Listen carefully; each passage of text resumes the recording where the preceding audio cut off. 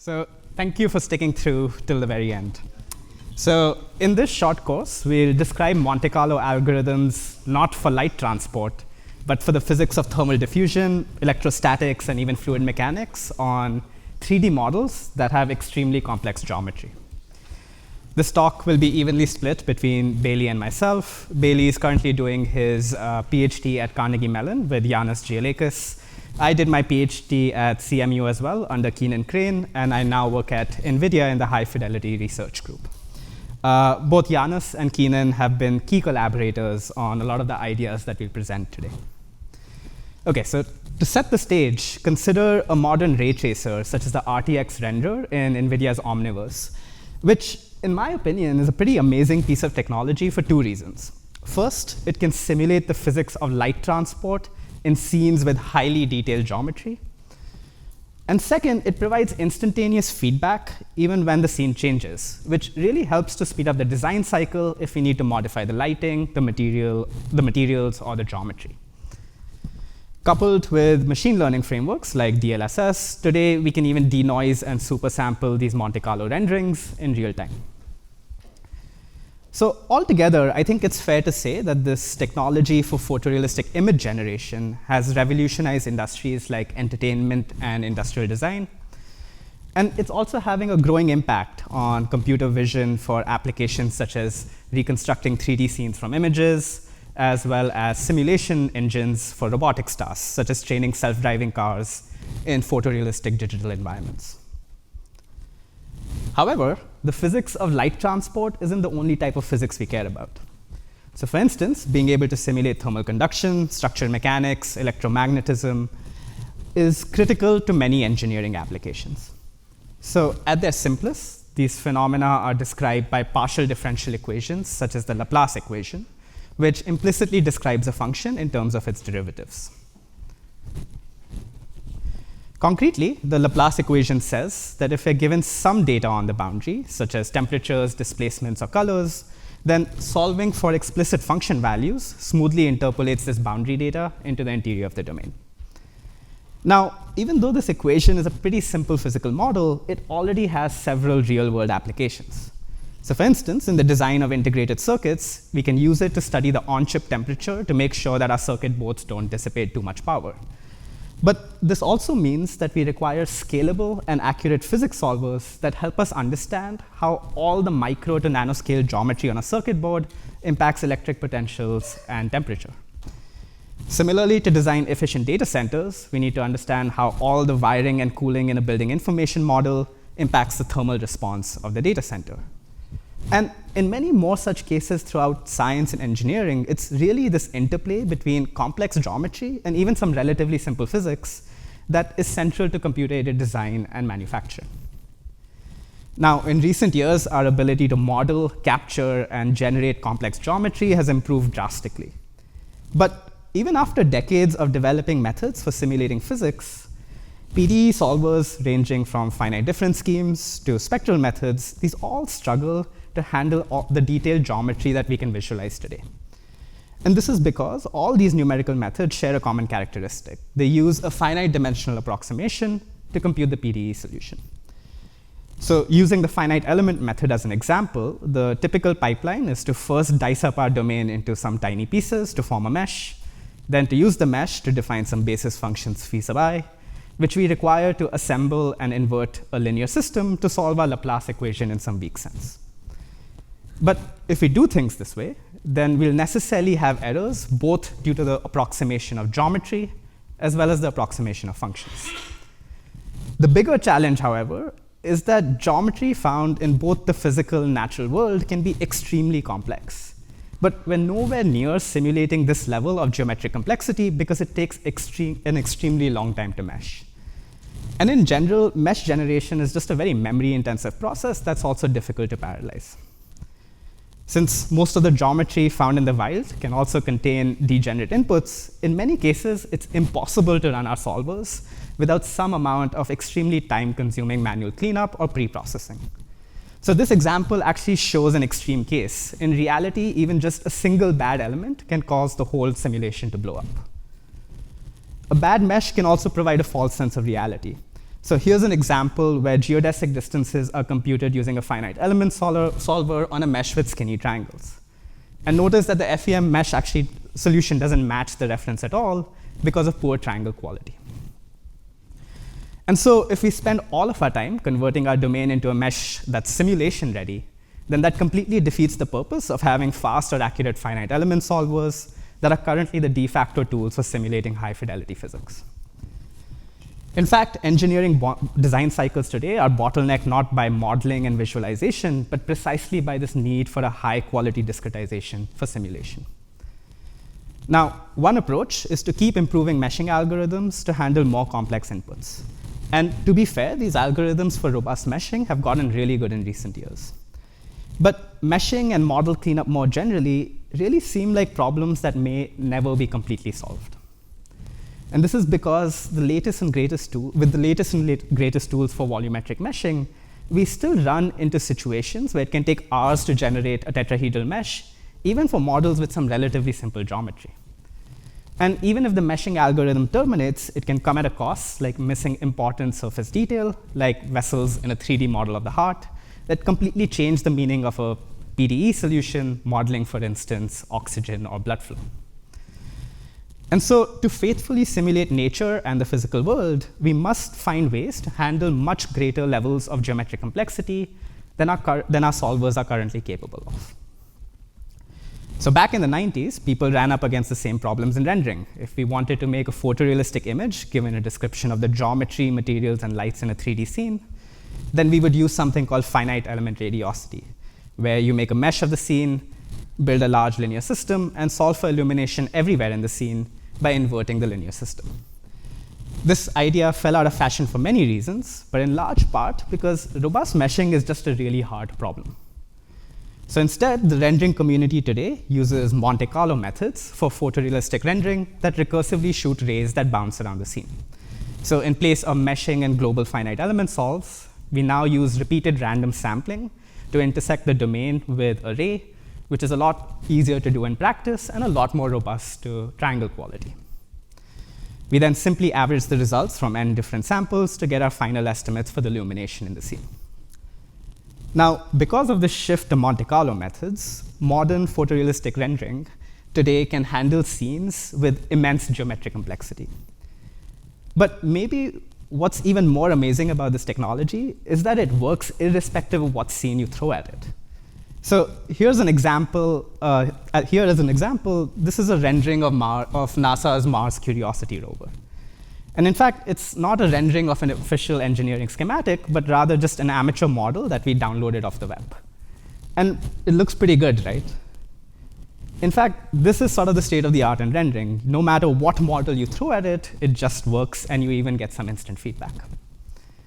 But what if we need to predict something other than rendering, other than appearance?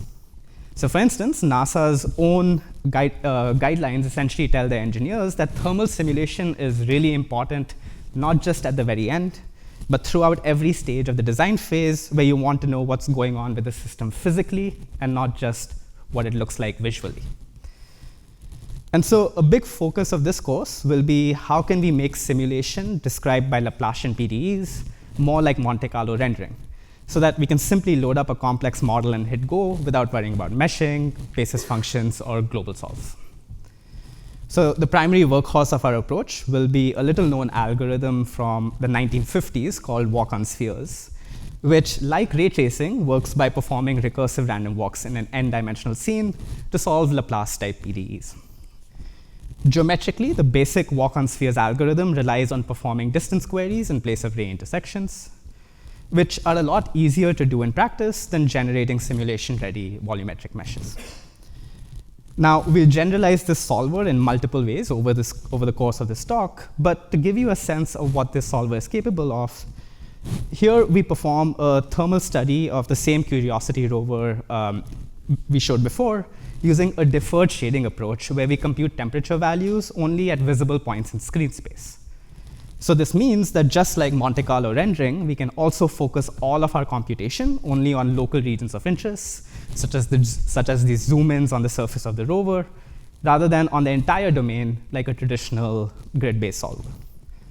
And historically, this type of thermal modeling has been difficult to integrate into the design phase precisely because of finite element meshing, which completely destroys surface details on this Mars rover if we try to tetrahedralize this model. In this case, we actually also run out of memory if we allocate more processing time to state-of-the-art meshing tools. The Monte Carlo approach eliminates these bottlenecks, and it demonstrates how physical simulation can be made more like rendering in terms of progressive and view-dependent feedback. Now, to be candid, I want to point out that these are still early days for Monte Carlo PDE solvers. And these methods may never be applicable for certain types of simulation that are better suited for traditional approaches. But given how far Monte Carlo methods have brought us in simulating realistic illumination, I think it would be crazy not to try to build something like a ray tracer for physical problems beyond light transport that require solving Laplacian PDEs in complex geometric domains. OK, so that was the sales pitch for Monte Carlo methods. The remainder of this talk is structured as follows. So first, we'll review the basics of Monte Carlo and show how to apply its key principles, such as estimation of integrals, sample generation, and bias to the Laplace equation using walk-on spheres. We'll then discuss how to generalize walk-on spheres to solve Poisson equations and to handle a broader range of boundary conditions. And in these sections, we'll also show how to apply a fundamental concept in Monte Carlo called importance sampling. We'll then provide an alternative perspective on walk-on spheres as an algorithm for simulating different types of Brownian motion. And this perspective will help us generalize the solver to an even larger class of problems. Since Monte Carlo methods produce noisy results, we'll also spend some time discussing variance reduction. And then we'll wrap up the course by evaluating the Monte Carlo approach and discussing some recent and future recent work and future research directions. Sure. Awesome. Right, so just out of curiosity or to get like a sense of this, how many of you like raise your hand are familiar with Monte Carlo methods? Okay, and how many of you have actually like used them in your work or research or? Okay, awesome. So hopefully I'll convert some of you today and you'll maybe try these methods out in your own work. And so many of the slides we're going to talk about in this section are based on those from Keenan, Crane, and Gautam-Meyer's new Monte Carlo course at CMU. So thank you, Keenan and Gautam.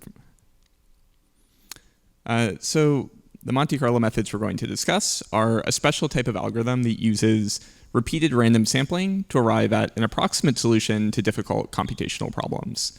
And these algorithms turn out to be broadly useful for a range of numerical problems, including integration, which will be the main focus of today. Now, not all randomized algorithms are Monte Carlo methods, however. And so another class of randomized algorithms, for instance, are Las Vegas algorithms, which similarly use repeated random trials, but always arrive at the same exact solution. For instance, randomized quicksort is always going to return the same sorted list. But just to get a flavor of what Monte Carlo methods entail, let's start with a motivating example. So let's say that you want to sell custom-shaped cookies, and you need to set the price based on the area of your cookie. How do you actually go about computing the area of an arbitrary cookie shape? So for simple shapes, we just use analytic formulas, or we divide the cookie up into shapes that we know how to measure. But as the shapes become more complex, the area is less trivial to compute. And very quickly, we're going to arrive at shapes which we can't decompose into elementary shapes. So we need to find something else to do. So an alternative approach to measuring area is to approximate the area by just throwing darts. So what do I mean by this? We can place our cookie on a plate whose area is relatively easy to measure, and then we throw a bunch of darts at the plate. And we count how many of them actually hit the cookie. So the percentage of darts which hit the cookie represent the portion of the plate which the cookie occupies, and this gives us a really simple way to measure area. All we have to do is multiply the occupied portion of the plate by the total area, and this gives us our cookie area. So this algorithm works for any shape, and so we can use it to measure the area of any cookie. So already with this toy example, you can maybe get a sense of the strengths of Monte Carlo methods. So for instance, these algorithms are extremely simple. To measure area, we just had to know how to throw a dart and how to compute fraction. And even though the estimate is an approximation, if we throw enough darts, we'll eventually obtain an estimate of area with a very high degree of precision. And finally, these algorithms are really easy to parallelize. There's nothing that's going to stop us from throwing multiple darts simultaneously. But why exactly are we throwing darts at cookies?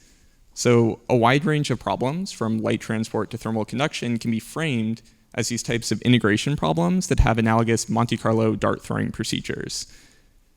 And there are usually three parts to solving these problems.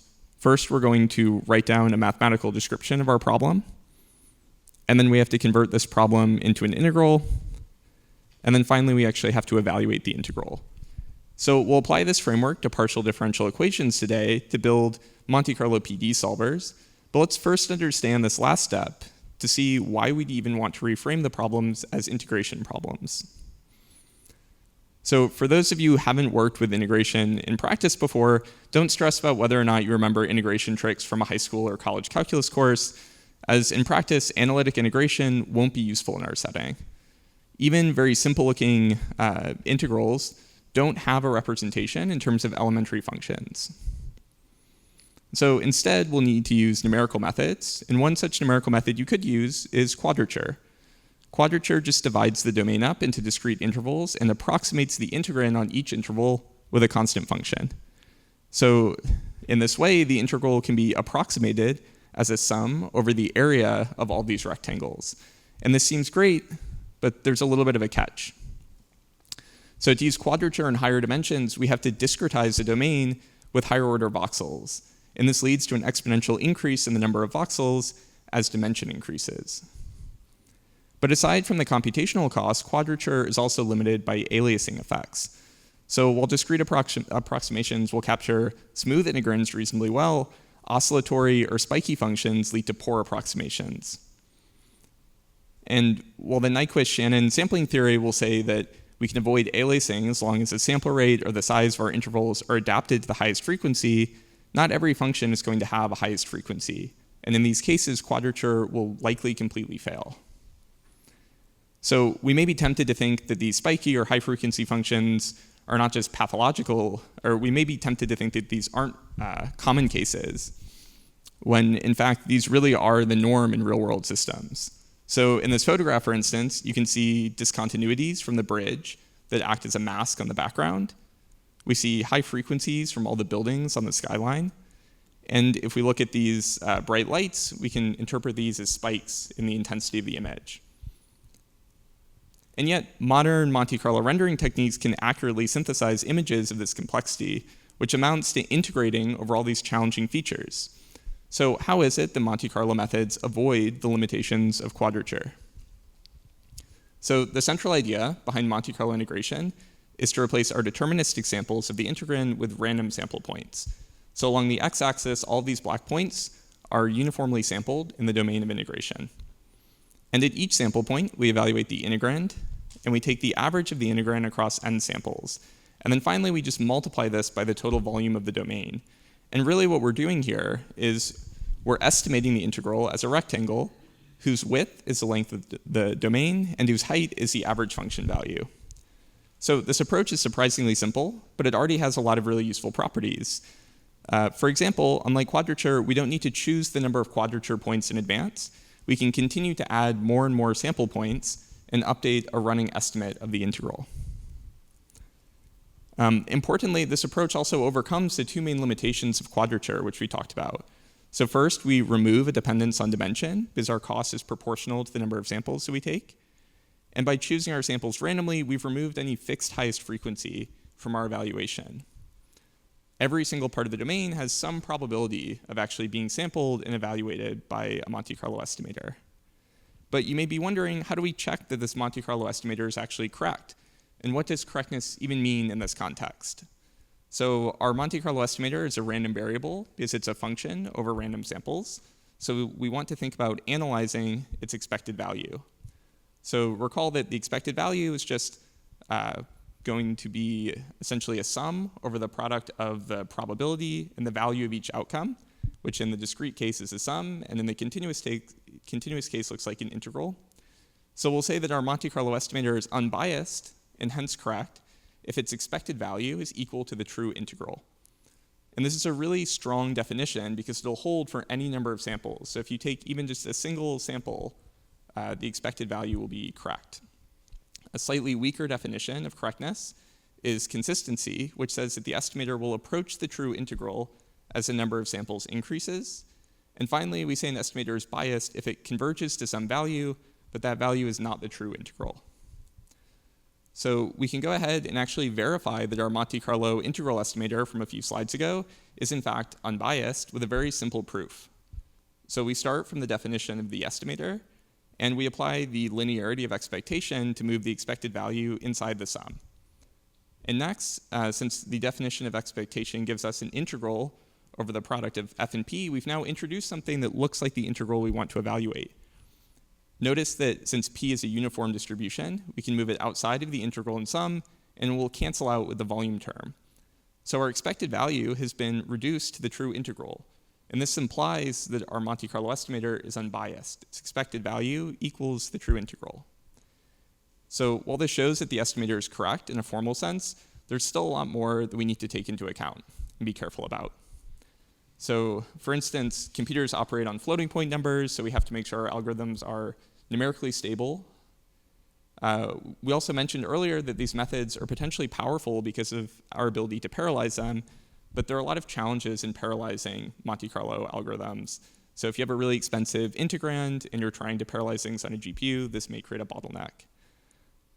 In general, though, theory and practice often go hand in hand when we're developing these sort of techniques. And so we'll often take practical obstacles and we'll overcome them with novel mathematical formulations. So this has been the case in a large part of Monte Carlo-based rendering, where mathematical formulations have been developed that specifically can be run and take advantage of GPU hardware. So now that we've seen why Monte Carlo integration is a useful computational tool, let's see how we can express partial differential equations as integrals, and then actually develop some estimators for these integrals. So first, we'll review the Laplace PDE, and then we'll see how to reformulate the Laplace PDE as an integral equation. And finally, we'll develop a Monte Carlo estimator for this integral. So the Laplace PDE with Dirichlet boundary conditions will take a given set of values on the boundary and interpolate them as smoothly as possible into the domain.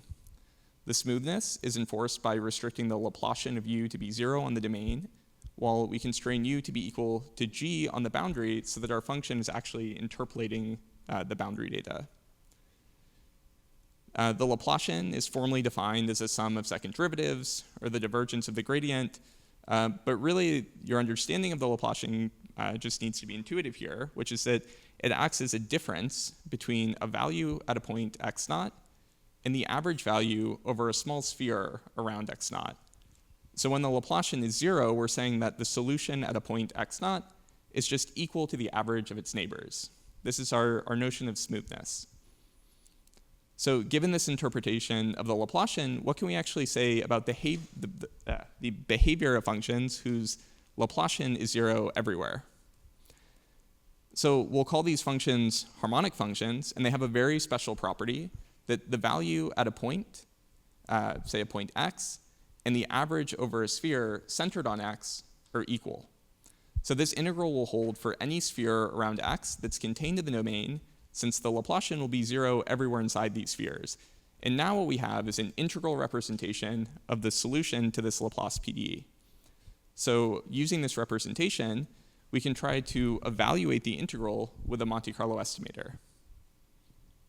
So if we apply the basic Monte Carlo estimator from the previous section, we obtain an estimator for the mean value integral where these volume terms cancel out.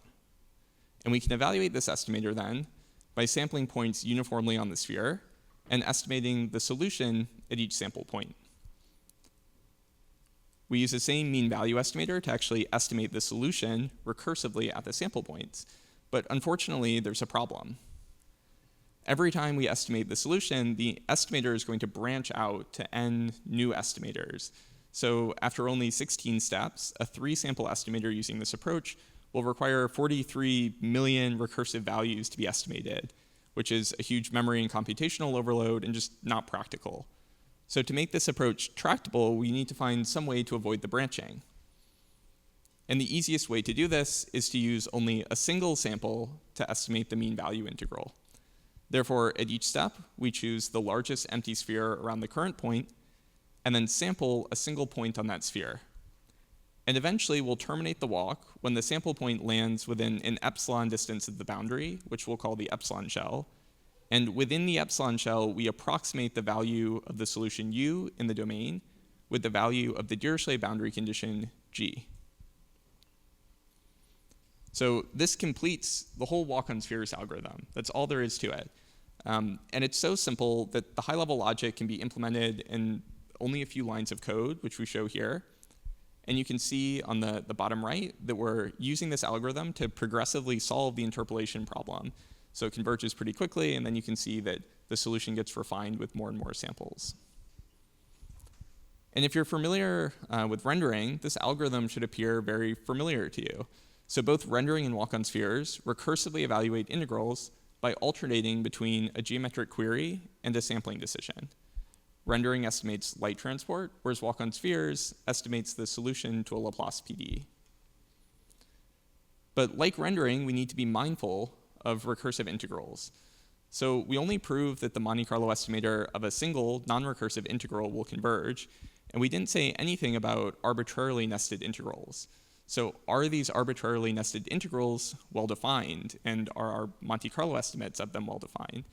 So we just need to make sure that this integral actually exists, that this nested series is well-defined, and then the Monte Carlo estimators will be well-defined also.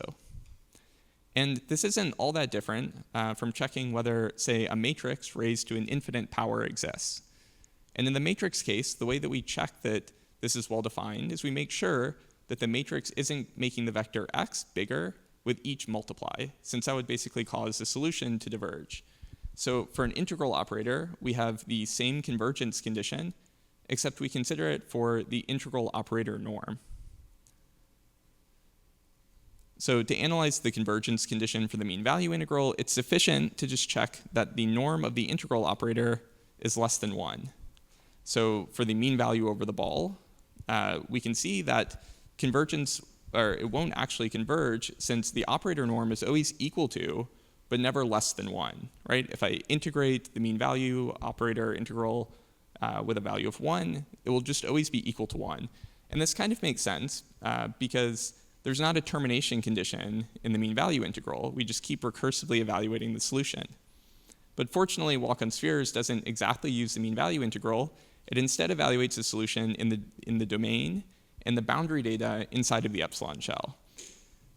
And so by doing this, we can see that the recursive operator is only defined on a subset of the sphere outside of the epsilon shell, and so the integral always has a norm that's less than 1. And this makes sense. By incorporating an epsilon shell, we're allowing walks to terminate, and so the nested integrals are similarly well-defined. So we need an epsilon shell to ensure that the walks terminate, but this isn't actually a major limitation for us. The epsilon shell introduces a very small amount of bias, and its exact scale has little impact on performance. So in this GIF, you can see that as epsilon becomes smaller, the number of walks increases at a very modest rate, and the bias in the solution behaves predictably. But how can we be sure that this holds true on arbitrary domains?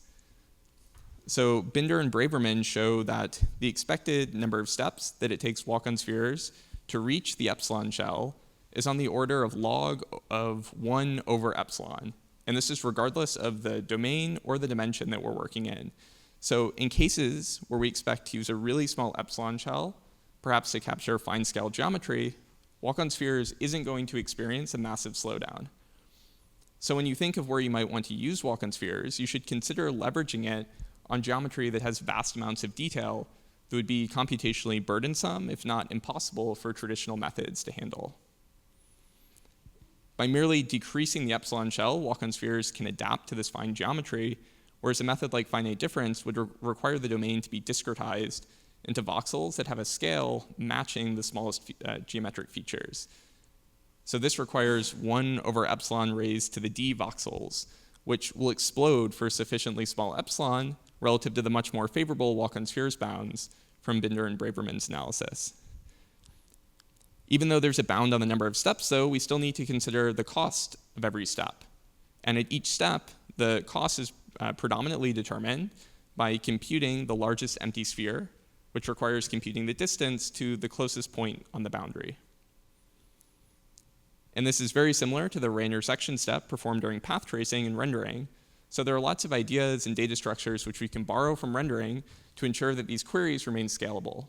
So let's first try to understand what all a closest point query actually entails with a really simple example. So suppose you want to compute the closest point to a line segment from a point x. The closest point is just a projection of x onto the line segment with some extra handling for edge cases where x projects onto an endpoint of the line segment. And here we can denote the distance from x to the closest point on the line segment as d of xa.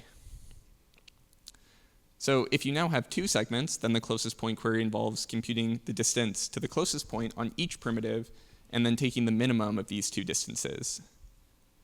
And for an even larger number of line segments, we have to store the segments in a bounding volume hierarchy, which will give us an amortized query cost on the order of log n, so that the cost of the walks can actually scale logarithmically with geometric complexity. And this bounding volume hierarchy approach is actually similar to the one used by rendering, and so we can borrow heavily from those data structures for walk-on spheres.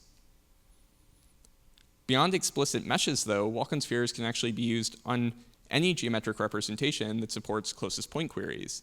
So this directly lets us solve PDEs on implicit geometry like sign distance functions, neural implicit surfaces, harmonic implicit surfaces, anything you can come up with that has a closest point query without requiring an intermediate mesh. And only very recently have scalable queries actually been developed for some of these representations. And so applications of walk-on spheres to these alternative representations is quite nascent. So let's end this section by taking a broader view of the benefits that we get from Monte Carlo methods for partial differential equations. Many of these benefits are the exact same ones we see with rendering, which I guess we can see from the apparent similarities between these two techniques. So first, as long as the PDE that we want to solve is well posed, we can be confident that the Monte Carlo solver will generate a physically meaningful solution. We don't have to know, for instance, what function spaces we're working with or what basis functions span that space.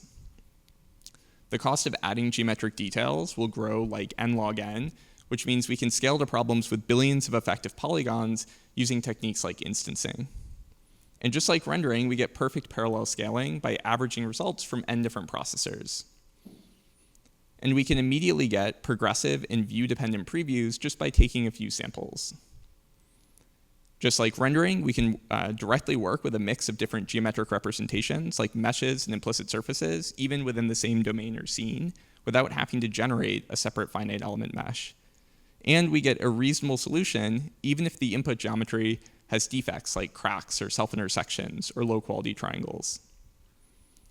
Although there's been renewed interest in these methods in the past several years in graphics, the idea of simulating random walks to solve PDEs dates back to Einstein, who related the random motion of particles described by Brownian motion to the solution of the heat equation and its steady-state counterpart, the Laplace equation. Moeller in 1956 laid the groundwork for walk-on spheres, and he observed that as long as a problem is well posed, then we don't have to worry about the geometry. Walk-on spheres was reinvented a decade later under the name floating random walk, and then much later, Binder and Braverman provide their analysis on its performance and complexity. And over the years, there have been a couple dozen papers that propose extensions and use walk-on spheres for applications in integrated circuit design and molecular dynamics. But compared to finite element methods, these techniques haven't received nearly as much attention. The main challenge so far has been that walk-on spheres only applies to a very limited set of PDEs. So in the rest of this talk, we'll show you how walk-on spheres can be extended to handle PDEs and boundary conditions beyond the original walk-on spheres algorithm. And in the next section specifically, I'll discuss how we can adapt walk-on spheres to Poisson equations. So most real-world systems are not determined entirely by boundary data, but instead have heat or electric potential inside of the domain. So each of you sitting in this room is acting as a heat source, for instance. And if we wanted to design a building or auditorium with efficient HVAC systems, we might think about modeling and simulating these types of heat sources. Similarly, source terms show up in chip design, where wires and components on our circuit board have a significant impact on the temperature of the circuit board. So we'll follow a roadmap similar to the last section to introduce the source term to walk on spheres. We will write down the standard model for Poisson equations. We'll show how we can express these problems using Green's integral. And then we'll show how to develop walk on spheres extensions using these integrals. So in the last section, we saw Laplace PD that looked something like this.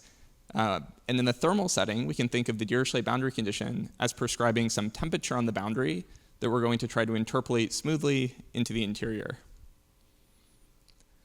When we consider the addition of a source term f, we're now modeling a Poisson equation where this term f can be thought of as a heat source in the domain, such as a body giving off heat or some hot component on a circuit board. So because of the source term, the solution U is no longer harmonic, so we can't directly apply the mean value integral like we did before. So we'll build some intuition for these equations and see how we can actually use a generalization of the mean value integral. So if we consider a Dirac delta source in free space, the solution is a closed form expression known as a free space Green's function. And specifically, the free space Green's function is modeling how heat is transferred from this point source Z to any position x inside the domain as a result of injecting heat at Z. We can generalize the free space Green's function to a Green's function on a ball in a similar manner, where the only difference now is that we restrict the boundary to have a constant 0 temperature. So you can think of this as having like an idealized absorber on the boundary of this ball. Since source terms are additive, we could model two heat sources in the domain as a sum over Green's functions. And so now this W function is representing the total heat at a point x as a result of having these point sources at Z1 and Z2.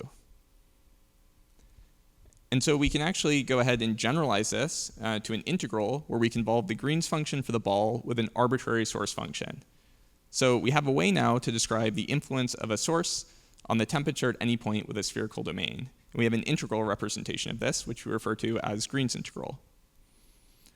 So the Green's integral of our ball will act as a correction term for the mean value integral.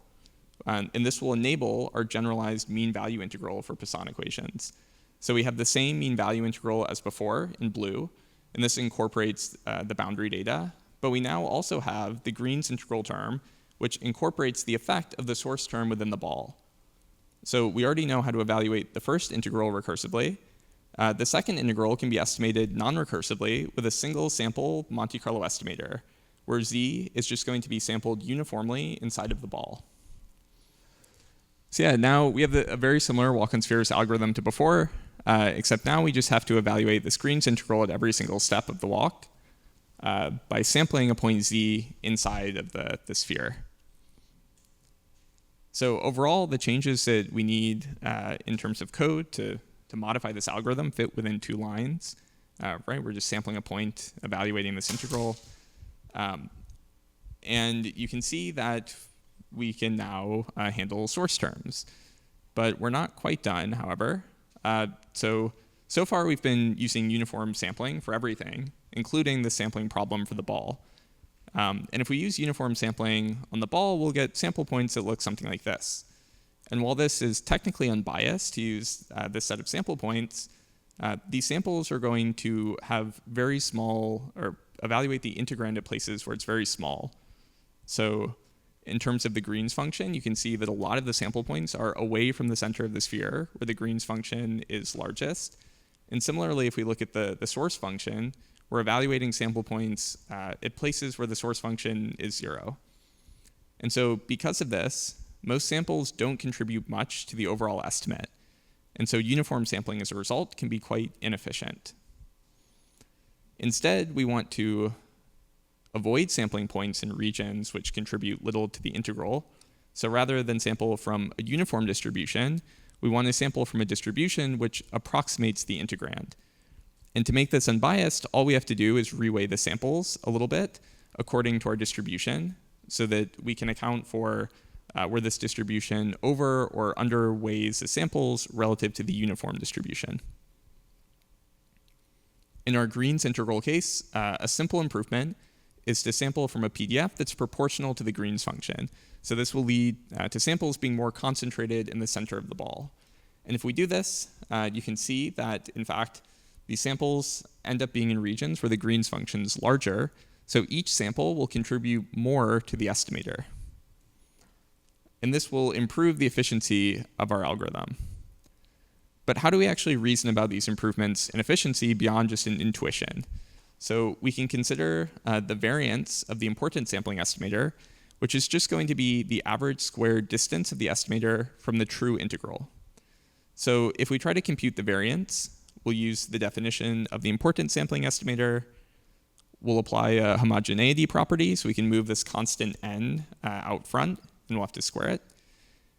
We can use the independence of the estimates to actually move the variance into the sum.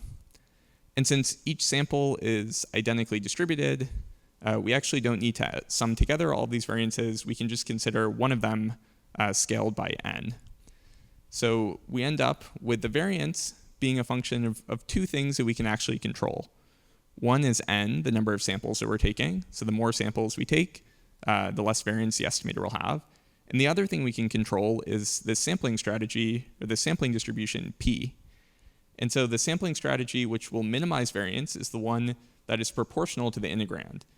Right? In the ideal case, if we match this integrand exactly, we'd have a constant function inside of the variance, and the variance would go to 0. So we want to match the sampling strategy to this integrand as best as possible. And this gives us a mathematical way of seeing now why importance sampling should improve efficiency. So we can actually now go back to our algorithm and see how the importance sampling improves our results. So on the right, we're using importance sampling of the Green's function to generate these samples z inside the ball, and on the left, we're using uniform sampling.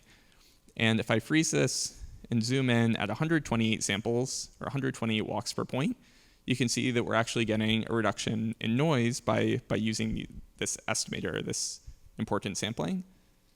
And if we continue to take more samples, maybe it's perhaps more obvious now that we've reduced the variance of our estimator. And you can even notice that on the left side, we also have these fireflies, or salt and pepper, as they're called in rendering. So places where the uniform distribution is really far off from the true kernel, or the integrand. And so we actually, by importance sampling the kernel, avoid this entirely on the right-hand side. But we don't have to just sample the Green's function. We could have also sampled the source function. This would have corresponded to picking points that are in regions where the source is larger. And you may be wondering, how do we actually sample these points? We won't go into too many details about this within this course, but just to give you a high-level overview, there are really two different ways we can try to generate samples. Either we generate samples from a known distribution and then throw out samples proportional to the function that we want to sample, and this is known as rejection sampling, and it's actually how we generate samples for the Green's function. Or we can generate samples from a known distribution again and try to transform these samples into some target distribution, so using some type of warping. But we often have several different sampling strategies that we want to consider. So in this example we've been walking through here, we have both the Green's function and the source term inside of the integrand, and we want to sample proportional to both of them. So how do we mix our sampling strategies? Well, suppose for a second that you're a soccer goalie, and you know your opponent is either going to shoot left or right. So one strategy is to block the left side of the goal. So you could always go left, but obviously this is a bad strategy. So maybe instead you'll go right. How do you actually incorporate both of these? It's maybe common sense that if you're blocking a goal, you'll just pick to go one way half the time and one way the other half. When it comes to sampling, we just create a mixture distribution. So we combine together our sampling strategies and we get a mixture PDF that we sample from. And so in rendering and graphics, the more general version of this is known as multiple importance sampling, and it provides a very principled way to actually build good mixtures and efficiently sample from them. So now we'll switch gears, and Rohan will show you how we can build even more walk-in spheres estimators. Awesome. Okay, so now that we've covered the basics of Monte Carlo and walk-in spheres, let's switch focus to some more advanced estimators.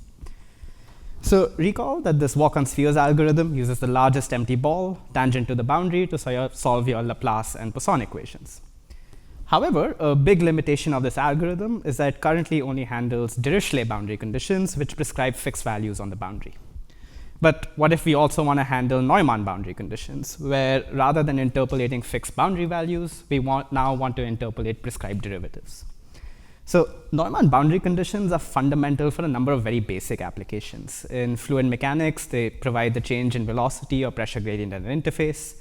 In structural analysis, they prescribe the surface traction or stress. And in thermodynamics, they correspond to the heat flux across the boundary. So physically, this means that, say, if the normal derivative is 0 on the Neumann boundary, then this boundary is insulated and heat isn't allowed to leave the domain. OK, so how can we modify walk-on spheres to incorporate such boundary conditions? Well, because Neumann boundary conditions prescribe derivatives, that means that if we use the slope h to extend this function slightly beyond the boundary, then the extended function will have essentially mirrored values on either side of the Neumann boundary. And so sort of intuitively, this suggests that maybe our random walks should also be mirrored or reflected across the Neumann boundary. So a naive strategy then is to just randomly sample the biggest sphere that crosses only, say, a single edge on the boundary, and then to reflect back into the domain if we're outside. So the big problem with this approach is that it becomes super inefficient as the resolution of the boundary increases. Now, we could try using a bigger sphere, but if we do this without accounting for the curvature at the vertices, then we'll necessarily have bias in our solution estimate, which negates a key strength of walk-on spheres, which is that it can simulate random walks in a mostly unbiased way. Too early. So another approach is just to push the random walk back into the domain by a small fixed distance if it enters an epsilon shell around the Neumann boundary. This approach has two problems. First, walk lengths can become extremely long since the boundary serves as an attractor for walk-on spheres. And second, we get a large buildup of bias that accumulates with every boundary reflection, since we're effectively approximating the normal derivative using finite differences. So to bypass these issues, we'll have to look for another way beyond estimating just the usual mean value property of harmonic functions. In fact, we'll consider an entirely different integral formulation for harmonic functions called the boundary integral equation. So this equation is also sometimes called Green's representation theorem. So like the mean value property, U is the solution whose value is known only on the Dirichlet boundary. But the BIE also gives us a way to naturally incorporate Neumann conditions because it includes the normal derivative of the solution. G is our usual Green's function. P is called the Poisson kernel, and it's defined as the normal derivative of G. It's actually quite easy to derive this boundary integral equation. So we start with the Laplace equation, multiply both sides by G, and integrate over the domain omega. We then apply integration by parts. We now apply the divergence theorem to just the first integral, which turns it into an integral over the boundary. We now apply integration by parts again, but this time to the second term. And finally, we use the definition of the Green's function on the left-hand side to get our BIE. This boundary integral equation actually also holds for the Poisson equation. So here, U and du dn are the Dirichlet and Neumann values. F is the known source term, and P and G are our usual kernels. OK, so now that we have an integral expression, does that mean that we can just apply Monte Carlo to Neumann problems? Well, obviously, it's not quite that easy, and there are a couple of reasons for this. So the solution U is not known on the Neumann boundary. The normal derivative du dn is not known on the Dirichlet boundary. We don't yet have a random walk procedure for generating samples. And in general, P and G are not known for any arbitrary domain. So let's address these issues one by one. So even though the Poisson kernel and the Green's function may not be known for an arbitrary domain, they are known analytically for simple domains such as a ball or free space. In fact, if we assume that our domain omega is an empty ball in the boundary integral equation, then the Poisson kernel is uniform and the Green's function is 0 over the boundary of the ball, which means that we recover our usual mean value property that we use with walk-on spheres. So what this suggests about the BIE is that we don't always have to apply it over the entire domain omega. We can, in fact, specialize it to any subdomain A. So for a Laplace equation with 0 Neumann boundary conditions, the solution now equals the Poisson kernel of A times the unknown values of the solution U at all points on the boundary of A. So think of this equation as a generalized mean value property. The next idea then is to take a walk on subdomains that can actually contain parts of the Neumann boundary by just repeatedly sampling the Poisson kernel. So notice that we now take large steps away from the boundary, but unlike walk on spheres, we don't actually yet have a way to pick the next random walk location, because in general, this Poisson kernel is not uniform over the boundary of A. So before we discuss how to do that, let's first consider an even more general version of this boundary integral equation. So it says that we can pick any region A and any other region C, and then integrate the Poisson kernel of C over the boundary of A, which gives us a lot more options. Now, before we choose a subdomain A, we'll first let the region C be a ball. And this is because if we're standing at the center of the ball at a point X, then the Poisson kernel at Y is the familiar signed solid angle. So here n is the normal to the boundary at the point Y, dotted with the direction towards Y times 1 over the squared distance from X to Y. So intuitively, the signed solid angle is the size of the shadow cast by the boundary on a unit sphere at a point X. And it takes into account the relative orientation of the boundary and the sphere. Some of you might recognize the signed solid angle as the kernel of the winding number integral, which measures the extent to which we're inside or outside a domain. So for any watertight domain, we can compute this integral by simply shooting a ray in a random direction and returning the number of hits in that direction. So if the number of hits is odd, then we're inside the domain, and if it is even, then we're outside the domain. This same signed solid angle actually also shows up in the integrand of the rendering equation as the geometry term, where it multiplies the BRDF with the incoming radiance and the visibility between any 2 points, X and Y. Now, in Monte Carlo rendering, we generate samples Y on the scene by tracing rays and returning just the first hit, because we want to importance sample not just the solid angle, but its product with the visibility term. But the BIE actually doesn't have a visibility term. However, like the winding number, we can still importance sample the solid angle by just shooting a ray in a random direction to get our next random walk location. Okay, so the next question we need to answer now is how do we choose a subdomain A for our boundary integral equation? If we choose A to be the entire domain, then we have a problem. We'll recursively have to evaluate the solution at every intersection along a ray because the BIE doesn't contain a visibility term. And this is not something that we want to do in general because we'll have an exponential growth in the number of points we'll have to track with each level of the recursion. So we're instead going to let A be a star-shaped region, meaning a shape where every boundary point can be seen by the center point X. And because this region is always visible by construction, we'll only ever have one intersection with the boundary if we sample according to signed solid angle, irrespective of whether we hit a part of the ball or a part of the boundary inside the ball, which is really nice. So altogether, this leads to the walk on stars algorithm for mixed Dirichlet and Neumann boundary conditions, which is conceptually very similar to walk on spheres. So until we reach a Dirichlet part of the domain boundary, we now find a star-shaped region around xk. So this could be a ball, or more generally, it could be the intersection of a ball with the domain as shown here. We then sample the next point on the boundary of a star-shaped region, and we keep going until we add a Dirichlet value to our estimate, and then we repeat this procedure n times. So the key difference with walk-on spheres, as you can see in this picture, is that our random walks can now reflect off Neumann parts of the boundary. So the final question is, how do we find large star-shaped regions which also allow us to take large steps? And this turns out to be easy to answer as well. So rather than finding just the closest point on the Dirichlet boundary, as with walk-on spheres, we now also find the closest silhouette point on the Neumann boundary and then take the minimum of these two distances.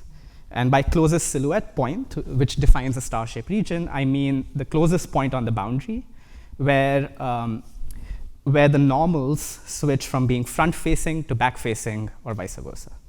Okay, so this might sound a little complicated, but we can actually compute the closest silhouette point pretty efficiently using the same bounding volume hierarchy we already use for ray intersections and closest point queries. We now need to store a little extra information about boundary normals that encode the orientation of the geometry, which we can do by associating a cone with each bounding box in our hierarchy.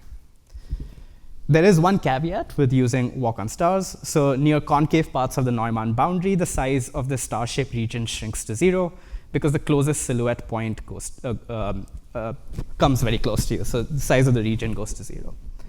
So to prevent walks from stopping, we impose a minimum sort of epsilon size on the size of the ball, which also comes with a performance bias trade-off like the epsilon shell on the Dirichlet boundary.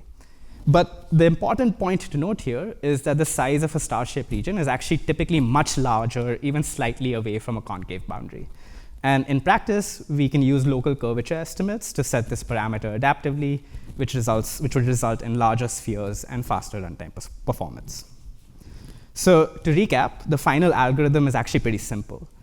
We check if we're near the Dirichlet boundary. If not, we find the closest point and closest silhouette point. We then shoot a ray at the corresponding star-shaped region to get our next random walk location until we finally reach the Dirichlet boundary and add to our total. And we then repeat this process n times.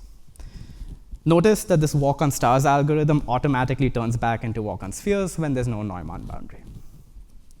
We have a step-by-step tutorial on building this algorithm up from scratch in 150 lines of C++ code. And we've also released a full reference implementation with a number of additional features, such as the treatment of non-zero Neumann conditions, where we now pick up an additional contribution h with every reflection. There's also the treatment of pure Neumann problems, where there's no Dirichlet boundary to terminate on, as well as handling of open domains and double-sided boundary conditions, such as generating this diffusion curves image on some really intricate geometry. We stress tested the solver on a number of other geometric examples as well. So for instance, here we model oxygen diffusion in a very detailed model of the lungs by solving a Laplace equation with mixed Dirichlet and Neumann boundary conditions. So unlike a traditional grid-based approach, walk on stars doesn't require the solution to be computed everywhere on the entire domain. If we prefer, we can inspect the solution locally just on a 2D slice plane.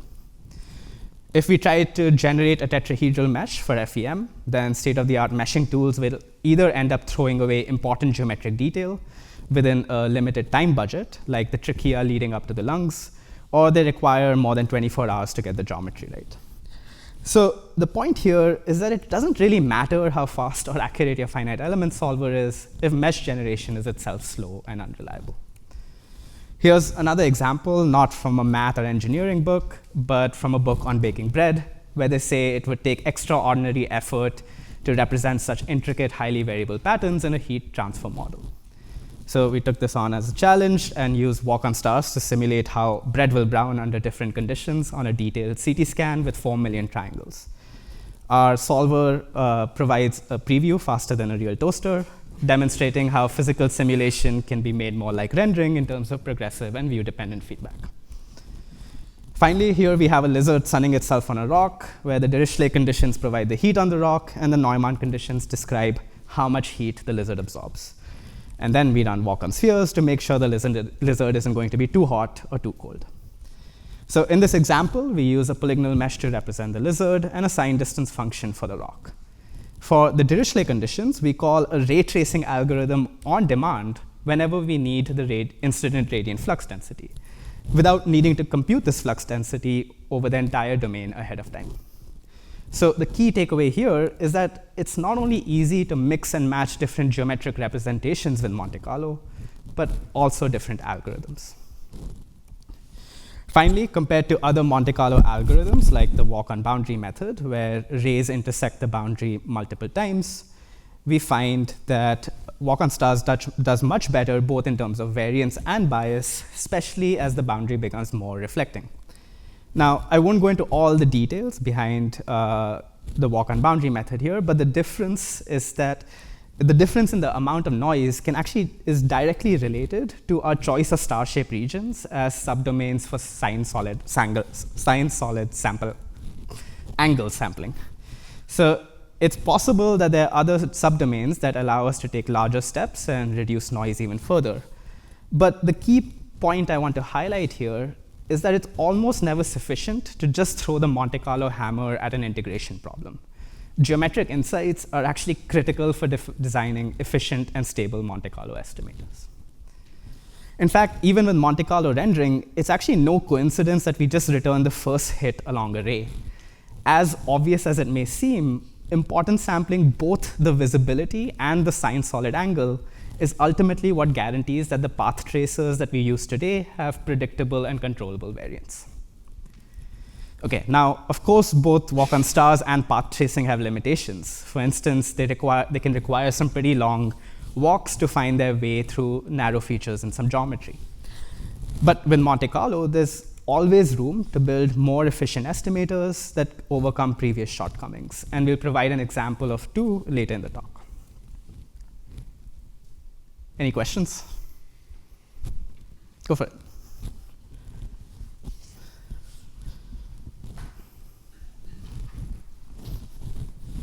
Hi, thanks for the great presentation. You motivate this by saying you can do all of these really narrow features, such as the lungs example you had, but it's like at some point the epsilon just becomes small enough that you start running into floating point error. So do you have to do special really large precision numbers to get this to work, or does it? Definitely not in this case. I mean, in this case also. How big is the epsilon here, for example, as a? Yeah, in this case, it is also worth noting that the Dirichlet conditions are prescribed on the thin features, right? So the walks sort of terminate as soon as they get close to that.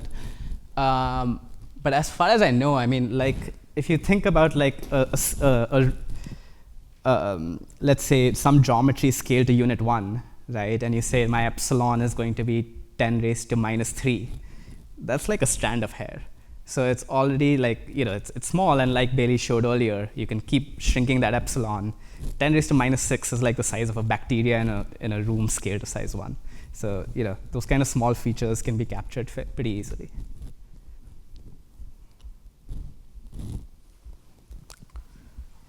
I'll take one more question, and I think we should then keep going. Yeah, so I think you mentioned very briefly that you can still sort of solve these problems even when you have only Neumann boundary conditions. In that case, if it's possible, if it's possible within the time constraint, can you explain how to terminate when? We'll do that after okay. After the talk. Yeah. All right. Thank you. Okay, so I'm going to keep moving ahead now. So up till now, we've described Laplace and Poisson equations by building Monte Carlo estimators for the boundary and mean value integrals. However, we can also describe these estimators through an entirely different lens of stochastic differential equations and of Brownian motion in particular. So in my opinion, this stochastic perspective actually really enriches walk-on spheres and walk-on stars. And more importantly, it helps us build intuition on how we can generalize these algorithms to solve even more problems. So this starts with Kakutani's principle, which says that if we want to solve a Laplace equation with Dirichlet conditions at a point x, then we can simulate realizations of a random process called Brownian motion to the boundary and compute the expected value of the boundary function g at the points where the random walks terminate. We do this by using standard Monte Carlo integration. Intuitively, Brownian motion is a collection of independent random increments where each increment is sampled from a normal distribution whose variance is given by a time parameter delta t. So in the limit of smaller and smaller increments denoted by dwt, we then get a continuous random path that's described by Brownian motion. So Brownian motion is named after the Scottish botanist Robert Brown, who was the first to use a microscope to study the erratic movement of pollen and water in the 1800s. In the early 1900s, Einstein then related this random motion of Brownian particles to the solution of a heat equation and its steady-state counterpart, the Laplace equation. And then in 1923, Norbert Wiener provided a rigorous mathematical framework for Brownian motion. And the random process he described is now formally known as a Wiener process, and it's a key concept in probability theory. So Brownian motion has found widespread use in many scientific applications, Probably because it's the simplest mathematical model for events that change randomly over time. It models thermal fluctuations in physics, the dynamics of reaction diffusion equations in chemistry, the volatility of stocks in financial engineering, and even the uncertainty of unknown events in optimal control, such as the wind forces affecting an aircraft. As some of you may know, it's also the noise model of choice in machine learning for image synthesis algorithms like Stable Diffusion and DALI. Now, because of its universality, people have naturally looked into ways for simulating Brownian motion. So the most obvious simulation scheme actually comes from the definition of Brownian motion itself. So for any point wt1, we simply add an increment sampled from a normal distribution to get the next point wt2. This numerical integration scheme is called Euler-Murayama, and it's basically the equivalent of forward Euler for simulating Brownian motion in unbounded domains. Okay, but what about geometric domains that are bounded? So here we face a number of challenges. If we take time steps that are too small, then we can simulate Brownian motion accurately, but we get long compute times. If we instead take time steps that are too large, then we have shorter compute times, but large bias from discretizing our random walks. And this bias actually accumulates with every step of the random walk, even if we carefully choose the time step. In bounded domains, we have additional bias from needing to truncate the final step of the walk, which can also easily jump from one part of the domain to another, since the normal distribution has infinite extent. So it shouldn't really come as a surprise that we can overcome these efficiency and bias issues by simulating Brownian motion using walk on spheres. So here, we observe that a random walk starting at x is equally likely to exit through all points on the sphere centered at x because of the rotational symmetry of Brownian motion. And so if we uniformly sample the sphere, then there's no discretization error at all. Now, Brownian motion isn't the only rotationally symmetric random process, but its exit distribution is uniform for a sphere of any size, whereas other symmetric processes typically impose additional constraints on the sphere radius. And so when restricted to a ball, this also implies that Kakutani's principle is actually equivalent to the mean value property of harmonic functions. And we can think of walk on spheres essentially as an unbiased acceleration strategy for simulating Brownian motion in bounded domains. In fact, this property of Brownian motion of walk on spheres as a simulator for Brownian motion makes it more broadly applicable for other application domains as well, such as sampling problems. With the Poisson equation, we have an additional source term f. So here, the stochastic picture is that a Brownian random walk picks up a background contribution f as it wanders through the domain. So we again restrict the domain to be a ball and ask where on average inside the ball does the random walk spend its time.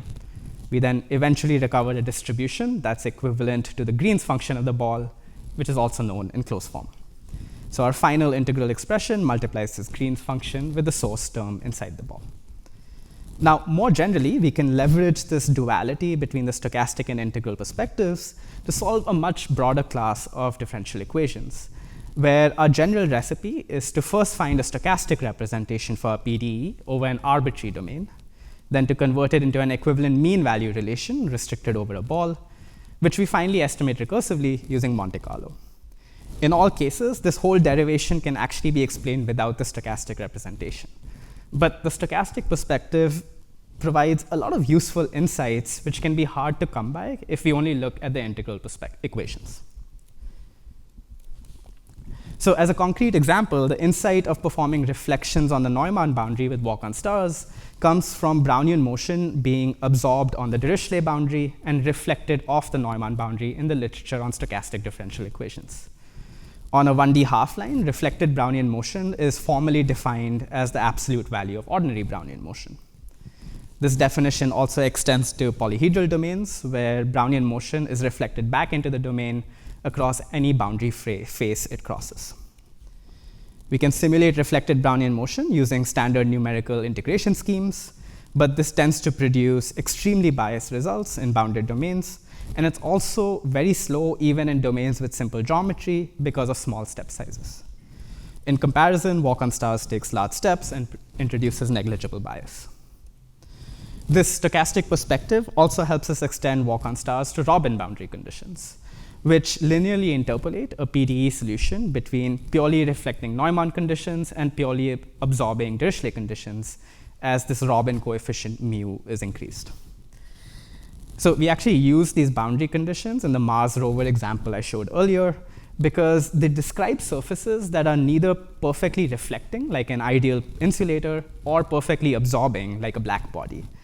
In general, these boundary conditions provide a more realistic description of physical materials.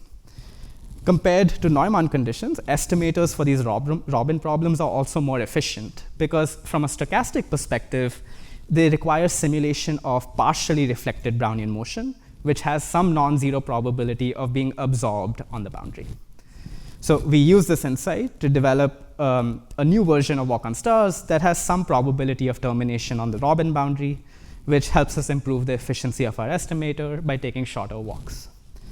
Now, I won't go into all the details here, but at a high level, we observe that the radius of a star-shaped region should be smaller than the distance to the closest silhouette point on the Neumann boundary, but also larger than the distance to the closest point on the Dirichlet boundary, since intuitively, Robin conditions interpolate between Dirichlet and Neumann values.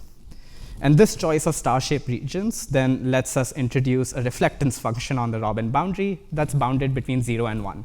So it naturally encodes a probability with which random walks can be absorbed on the boundary. Okay, so now I'll briefly describe one other scenario where the stochastic perspective really comes in handy. So real-world physical systems often exhibit complex spatial variations that affect thermal and electrical conductivity, elastic response, and even the flow of groundwater. It turns out that we can model such fine-scale structures using generalizations of the Laplace equation with spatially varying coefficients. So for instance, we already know that a Laplace equation describes a steady-state temperature inside a domain if the temperature is set to some fixed value on the boundary. Adding a source term f yields a Poisson equation, where f describes a background temperature. We can also control the rate of heat diffusion by replacing the Laplacian with an operator grad of alpha grad u. Physically, the scalar coefficient alpha basically controls how quickly heat diffuses in different parts of the domain. Adding a transport term omega grad u indicates that heat is pushed along some vector field omega. So imagine a flowing river which mixes hot water into cold water until it reaches a steady state. Finally, an absorption term sigma u acts like a background medium that absorbs heat. So think of a heat sink or a cold engine block. Now, there are lots of other terms you could add to a PDE, but these already kind of get us pretty far. So how do we solve these equations? Well, for some of these more advanced PDEs, we actually don't have mean value integrals readily available.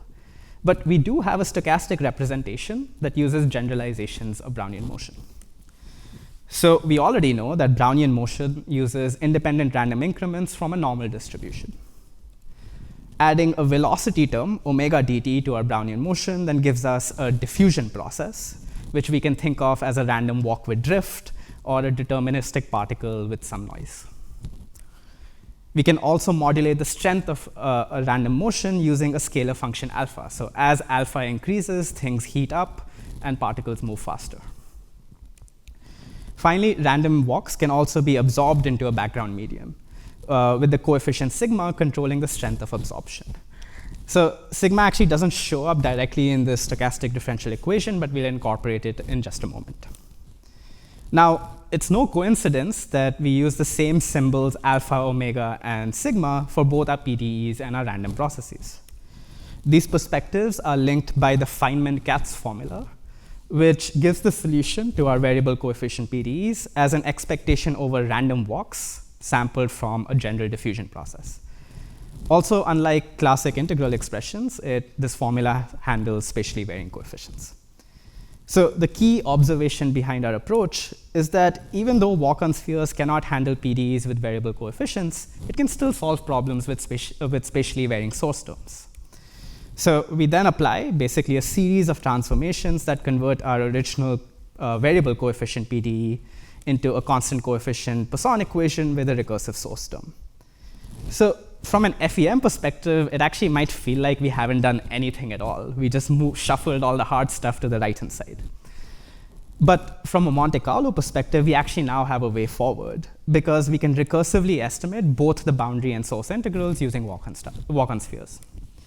So on the stochastic front, we are now basically essentially rewriting our Feynman-Katz formula purely in terms of Brownian motion, which we can simulate using walk-on spheres, rather than a more general diffusion process. What's also interesting is that this Feynman-Katz formula actually looks a lot like the volume rendering equation, which in computer graphics describes the radiance along a ray in a heterogeneous medium that absorbs, scatters, or emits radiation. But if for a second we just put aside the physical meaning of these symbols, then structurally, the main difference between the Feynman-Katz formula and the VRE is that one requires simulation of Brownian random walks, while the other provides the radiance along a ray. So algorithmically, this is really interesting, because PDEs can now suddenly benefit from decades worth of rendering research. So in particular, we take inspiration from volume rendering algorithms, such as delta tracking, to design volumetric versions of walk-on spheres to solve differential equations with variable material coefficients, which allows us to handle scenes with extremely detailed geometry without any type of pre-processing or homogenization. From this view alone, the boundary meshes have about 600 million vertices. With even just a single object in the scene, we find that FEM can't resolve the original geometry or the material coefficients or even the PDE solution. Adaptive mesh refinement fixes this, but notice now that we need 8.5 million tetrahedra and 2.5 hours of meshing time to remove aliasing artifacts. And that's just on a single model in this scene. Now, some conventional PDE solvers, such as the boundary element method, don't need to mesh the domain at all. But it's also worth pointing out that these solvers cannot directly handle problems with source terms or spatially varying coefficients.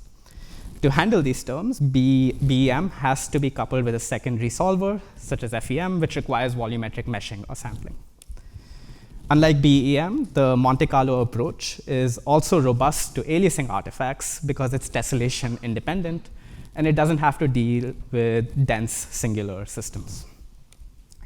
OK, so I hope this gives some sense of the types of PDEs that we can solve with walk-on spheres. But I think we've only really scratched the surface of what equations we can ultimately solve if we keep building. For instance, there's a whole zoo of random processes in the SDE literature that's related to different types of PDEs, including certain nonlinear ones. Beyond the Poisson equation, boundary integrals are also known for the heat, Helmholtz, wave, and biharmonic equations, as well as linear elasticity. And in many cases, we can even just decompose more complex problems into a sequence of Poisson equations. But for now, let's switch focus for a little bit to improving the efficiency of our estimators.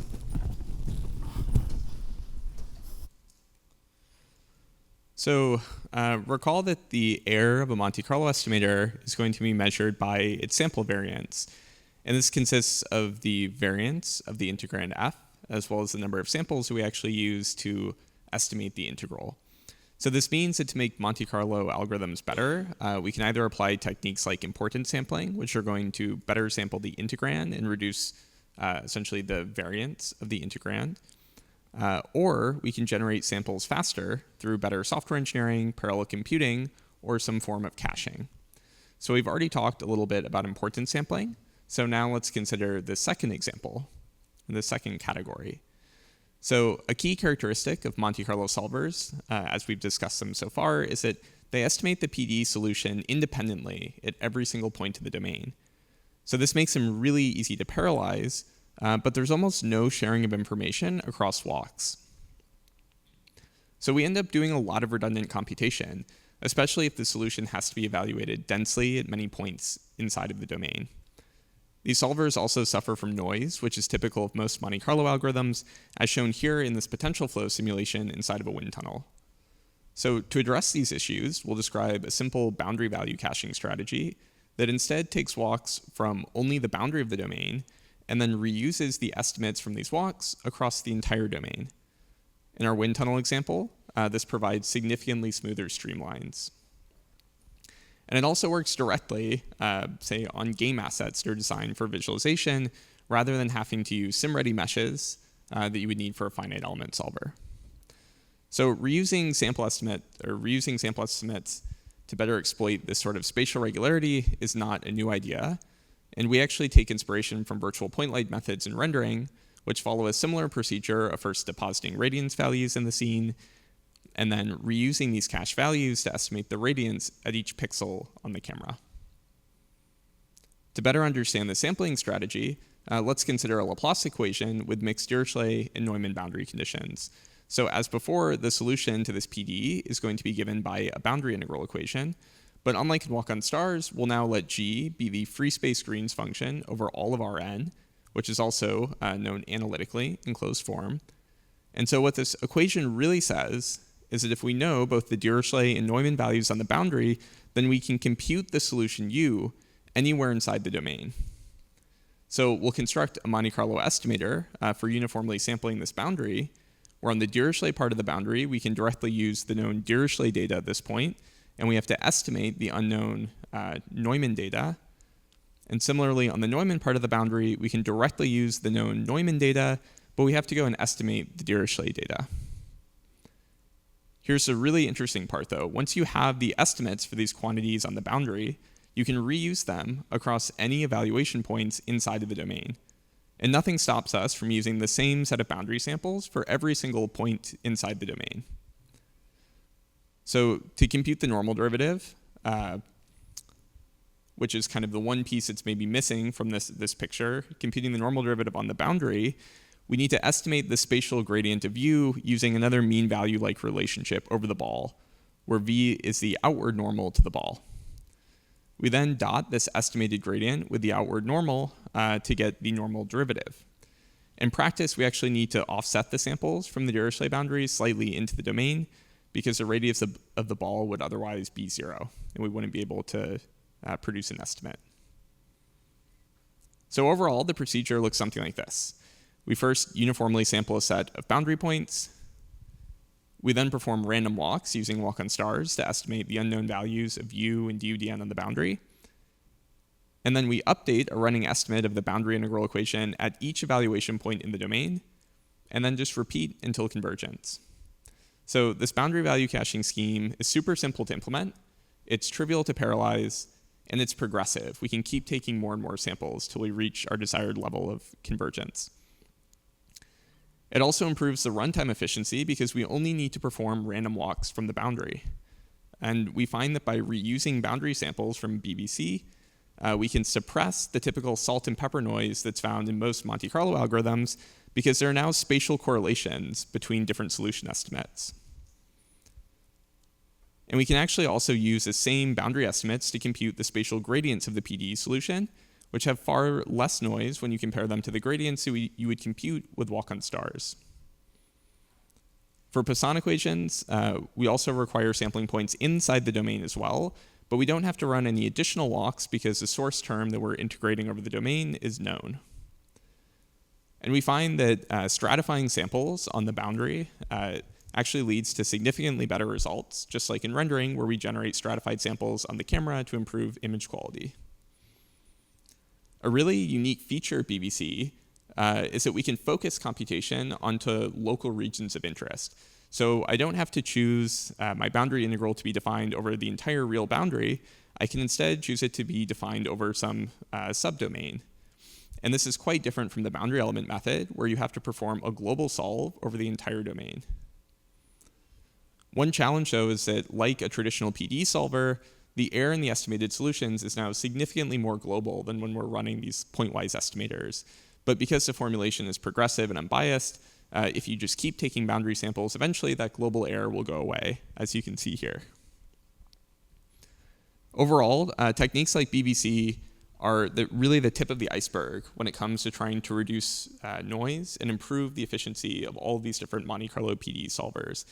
There's decades worth of inspirational work in rendering, stochastic control, and even mathematical finance, so we can use to develop better and better variance reduction strategies that either outperform BBC or work side by side with it. For instance, we already discussed importance sampling strategies for source integrals with walk-on spheres, where we can generate samples from the Green's function, the source term f, or a combination of the two via multiple importance sampling. For the variable coefficient problems, which Rohan was talking about earlier, we can use a weight window strategy from neutron transport, which provides up to a 6x reduction in noise by probabilistically terminating random walks with low contribution and probabilistically splitting the walks with high contribution for better exploration of the domain. And beyond our own work on variance reduction, there's a number of papers and projects from other research groups that have developed similar sort of variance reduction strategies for walk-on spheres. So for instance, solving PDEs in the exterior of the domain by spherically inverting the domain with a Kelvin transform and then performing random walks inside the inverted domain. This particular paper applies a really nice geometric insight that's actually unique to Laplace PDEs and yields much cleaner estimates compared to naively just terminating random walks in the exterior of the domain. So similar to bidirectional path tracing techniques, if you're familiar with these from rendering, there's a bidirectional algorithm for walk-on spheres. So we start walks from both the boundary and the domain, and then we kind of connect them to form complete walks. This makes it a lot easier to sampleize localized boundary conditions in source terms. You don't have to kind of count on a random walk reaching a concentrated source on the boundary. You can just start a reverse walk from that point. An alternative to caching schemes, like the ones we've already shown, there are significantly, or there are many others. There, for instance, are mean value caching schemes, which rely on a modified version of the mean value property to incorporate cache points inside of a domain.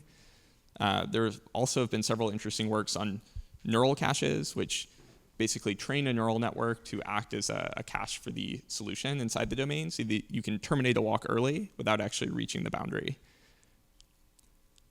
So all of these different, I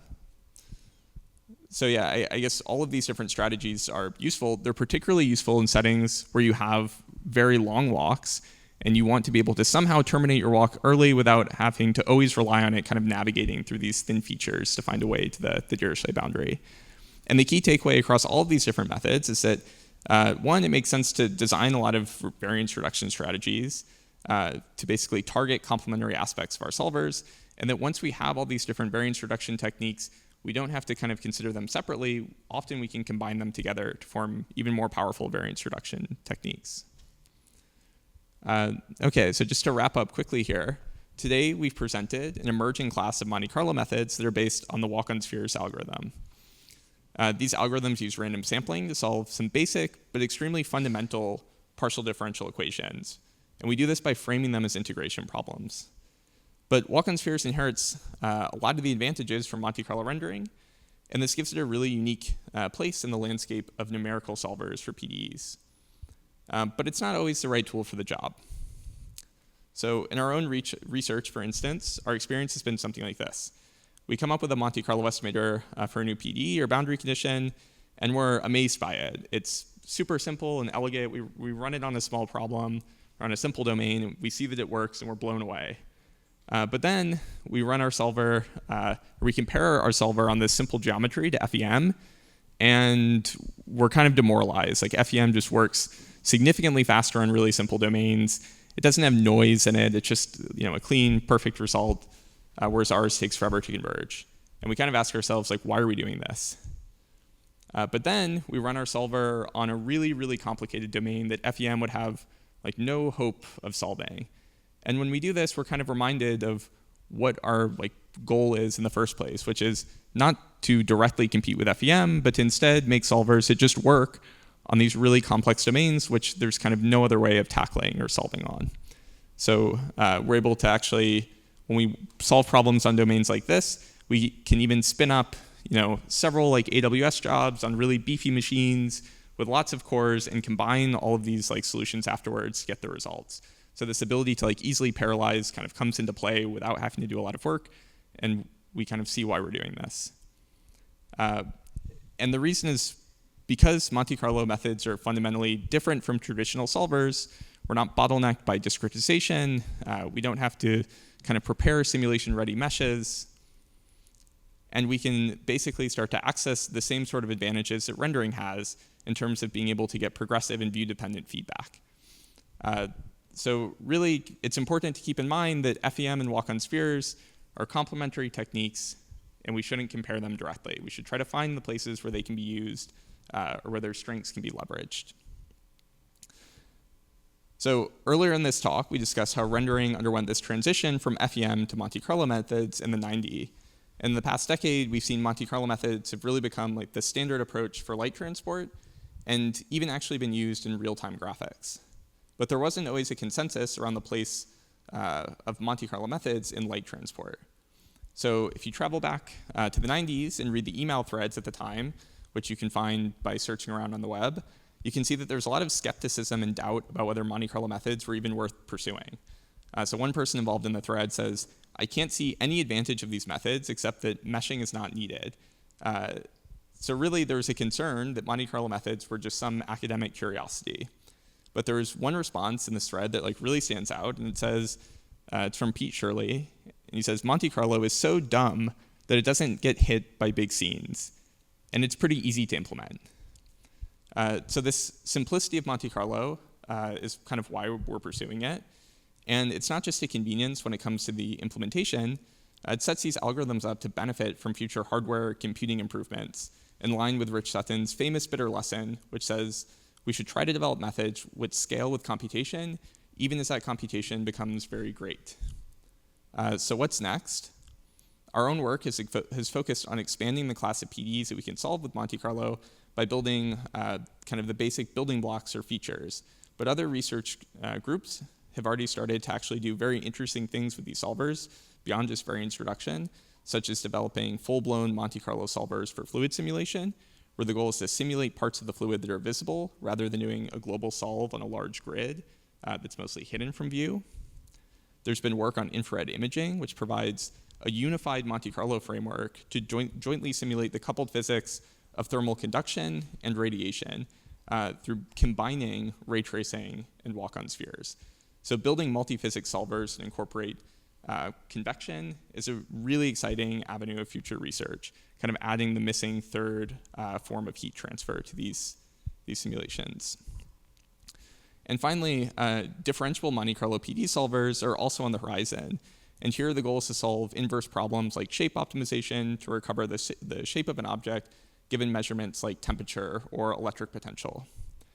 These type of solvers can eventually open the door to many real-world applications, such as integrated circuit design, where you want to actually design your circuit in a way that things aren't going to overheat and your GPU isn't going to melt down. And finally, independent developers like Ryan Schmidt have come up with some really creative use cases of walk-on spheres, such as agent path planning in this demo, where this ball follows a character moving around in the scene by computing a harmonic vector field locally at the center of the ball that points in the direction of the character. So to summarize, we want to extend walk-on spheres to more physical problems. We'd love to be able to handle wave equations, for instance. We really want to go beyond research into production and develop high-performance GPU systems and come up with new variance reduction strategies that make all of these techniques practical to actually use, and incorporating, I guess, along the way, AI-based denoising or super sampling, so your results that you get back are nice, clean, crisp solutions. And finally, we want to be on the lookout for applications where the unique capabilities of Monte Carlo methods can really shine. So figuring out where is it that having all these features we've talked about with the Monte Carlo solvers is actually useful and can actually be leveraged. So there are a lot of resources available online. If these topics are of interest to you, I'll just put them up here since we're already a little bit over. And thank you all for your attention, and be happy to take any questions with the time we have left.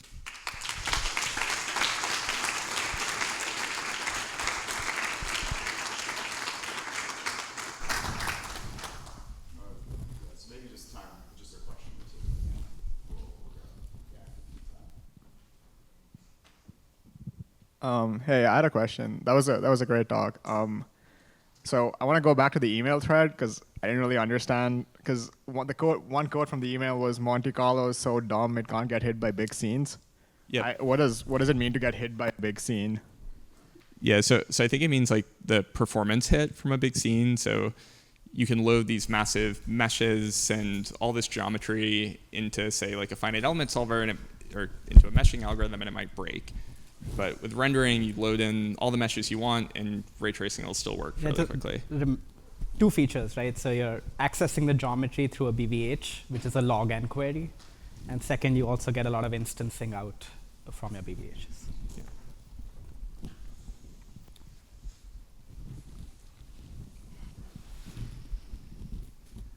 Thanks for the great talk. It was super interesting and fun to see.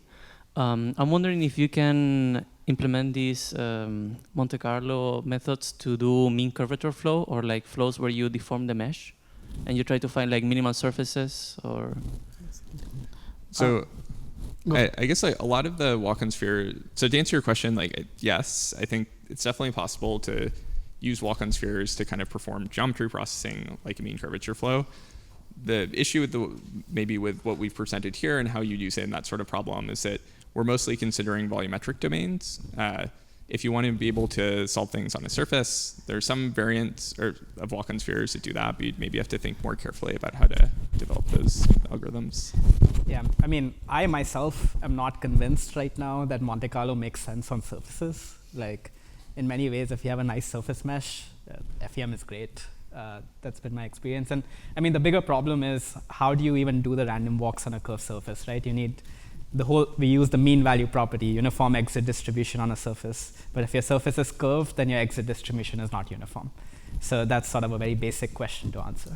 Maybe one thing I'd add to that, it might not make sense on a surface mesh, or a nice surface mesh, but if you have an implicit surface that you want to do this sort of surface fairing on, you can't really do that with finite element methods, because there's no way, unless you extract a mesh, there's no way to actually compute these quantities. So I think it requires thinking about like, where could you actually not use finite element methods, like in that particular case, for it to be useful.